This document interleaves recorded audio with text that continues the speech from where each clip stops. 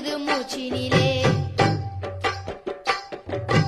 காவிரி தென்பண்ணை பாலாறு தமிழ் கண்டதொரு வையை பொருணை நதி என மேவியாறு பலவோட திருமேனி செழித்த தமிழ்நாடு.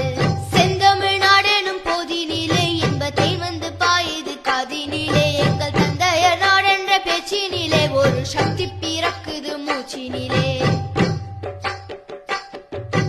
கல்வி சிறந்த தமிழ்நாடு புகழ் கம்பன் பிறந்த தமிழ்நாடு. நல்ல பல்விதமாயின சாத்திரத்தின் மனம் பாரெங்கும் வீசும் தமிழ்நாடு.